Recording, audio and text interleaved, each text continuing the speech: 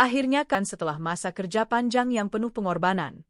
Dan buat kamu yang belum tahu, tahun ini pencairan dana dilakukan dengan sistem digital disbursemen alias langsung masuk rekening kamu tanpa perlu datang atau antri ke kantor. Tapi ada syarat dan ketentuan tertentu yang perlu kamu penuhi. Dan disinilah banyak orang yang sering kelewat info penting. Jangan sampai kamu jadi salah satu yang telah terima dana hanya karena kurang info. Jadi, pastikan kamu tonton video ini sampai akhir karena di bagian selanjutnya kita akan tampilkan daftar lengkap penerima tahap pertama termasuk nama-nama instansi dan wilayahnya serta link resmi pengecekan status penerima. Kalau kamu atau orang tua kamu atau bahkan tetangga kamu kan tertunda. Makanya penting banget buat kamu untuk mengecek ulang data kamu sekarang juga, terutama kalau kamu sudah merasa termasuk dalam daftar penerima. Sekarang siapa saja sebenarnya yang berhak menerima pencairan dana ini? Jadi, dana ini diperuntukkan bagi mereka yang sudah pensiun atau telah diberhentikan secara resmi dari instansi pemerintahan, BUMN atau lembaga negara lainnya. Termasuk juga di dalamnya adalah pegawai non-ASN yang terdaftar dalam program pensiun tertentu serta beberapa kategori khusus seperti pegawai honorer yang sudah memenuhi syarat masa kerja. Nah, untuk tahun ini pencairan fokus pada dua kelompok besar. Pertama adalah para pensiunan yang sudah mengurus terima lebih awal. Tapi tentu saja ada hal-hal yang harus kamu pastikan dulu sebelum berharap dana masuk. Yang pertama dan paling penting adalah memastikan bahwa kamu memang termasuk dalam daftar penerima tahap ini.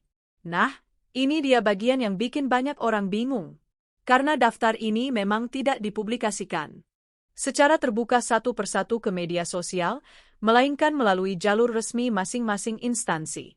Untuk mengetahuinya, kamu bisa cek melalui portal resmi instansi tempat kamu pernah bekerja atau melalui email resmi jika kamu pernah mengisi formulir digital pensiun sebelumnya.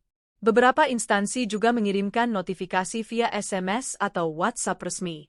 Tapi datang langsung ke kantor cabang BAN yang bekerja sama. Terutama kalau kamu punya bukti surat pensiun atau surat pemutusan hubungan kerja yang sah. Biasanya BAN akan membantu mengecek apakah namamu sudah masuk sistem pencairan atau belum. Beberapa BAN bahkan menyediakan layanan verifikasi langsung di counter tertentu. Jadi, kamu bisa datang dengan membawa KTP, buku tabungan, dan dokumen pendukung. Lalu, petugas akan bantu cek status pencairanmu. Selain itu, jangan lupa juga bahwa jumlah dana yang diterima tiap orang bisa berbeda-beda. Tergantung masa kerja, jabatan terakhir, serta status kepegawaian. Jadi, jangan kaget kalau teman kamu yang depend BUMN atau BPJS Ketenagakerjaan.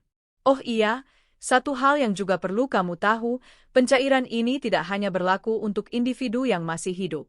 Dalam beberapa kasus, jika pegawai yang bersangkutan sudah meninggal dunia, maka dana pensiun atau pesangonnya akan diberikan. Jangan ragu untuk klik subscribe dan aktifkan lonceng notifikasi. Karena dalam waktu dekat, kami akan buat juga tutorial langkah demi langkah cara cek status penerima dana pensiun secara online lengkap dengan tampilan situs dan form yang harus kamu isi. Terakhir, pesan dari kami. Apapun nominal yang kamu terima, gunakan dana itu sebaik mungkin karena ini adalah hasil dari kerja keras dan pengabdian selama bertahun-tahun. Jangan langsung habiskan untuk hal-hal konsumtif. Kalau bisa sebagian disisihkan untuk dana darurat, sebagian lagi untuk investasi jangka panjang atau usaha kecil yang bisa menopang kehidupan di masa pensiun. Dan yang paling penting, jangan sampai tertipu. Gunakan hanya jalur resmi dan jangan pernah berikan data penting kamu ke pihak yang tidak jelas.